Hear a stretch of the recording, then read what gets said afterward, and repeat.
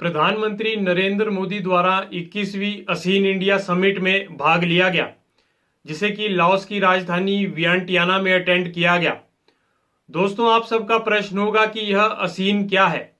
दोस्तों, ASEAN Association of South East Asian Nations का एक ग्रुप है, जिसे कि 1967 में इस्टेब्लिश किया गया था थाईलैंड की राजधानी बैंकॉक में, जिसके उस समय 5 मेंबर्स थे: इंडोनेशिया, मलेशिया, फिलीपींस, सिंगापुर और थाईलैंड, जो कि अब बढ़कर के 10 मेंबर्स हो चुके हैं। इसका हेडक्वार्टर जकार्ता, इंडोनेशिया में है। असीन समिट को हर साल कंडक्ट किया जाता है, जिसमें कि रीजनल इश्यूज को डिस्कस किया जाता है और साथ ही पॉलिसीज के लिए डायरेक्शंस भी सेट की जाती है। इसमें हर साल प्रेसिडेंसी को भी रोटेट किया जाता है। इसमें असीन रीजनल फोरम के थ्रू डायलॉग और कोऑपरेशन किया जाता है on political and security issues, जिसका कि भारत 1996 में भाग बना था। हमें कुछ डेवलपमेंट्स देखने को मिली इस 21वीं असीन इंडिया समिट में, जिसमें कि असीन इंडिया कॉम्प्रिहेंसिव स्ट्रेटेजिक पार्टनरशिप को रिव्यू किया गया। लीडर्स के द्वारा असीन प्लान ऑफ इंडिया को एक्शन में क्रिएट करने की बात की गई। साथ ही 10 पॉइंट प्लान को स्ट्रेंथन करने की भी बात हुई, जिसमें असीन इंडिया टूरिज्म को बूस्ट करने की बात की गई $5 मिलियन के साथ। Annual women summit scientist conclave को ऑर्गेनाइज किया जाएगा under India Asind science and technology fund.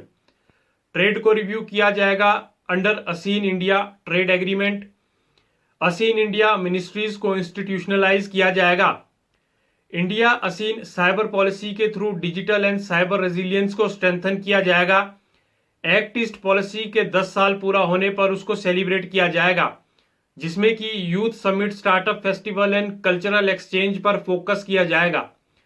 Nalanda university में मास्टर स्कॉलरशिप्स को डबल किया जाएगा।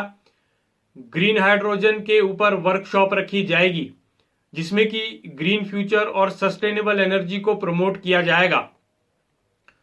दोस्तों, इस समिट का भारत के लिए बहुत सिग्निफिकेंस है, जिसे कि भारत को जियोपॉलिटिकल और इकोनॉमिक सेंट्रलिटी मिलती है साउथ ईस्ट एशिया में।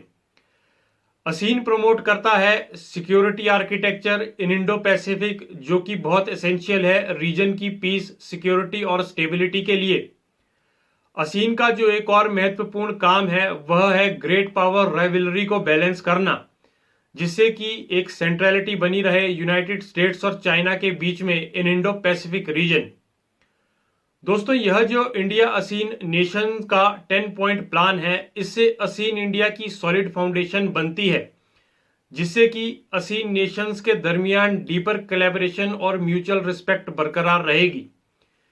इसके माध्यम से कनेक्टिविटी को बूस्ट मिलेगा, जिससे कि भारत का जो कनेक्टिविटी प्रोजेक्ट है, for example India Myanmar Thailand trilateral highway, इसके एक्सटेंशन से असीन कंट्रीज के साथ भारत के ट्रेड और कल्चरल टाइज मजबूत होंगे।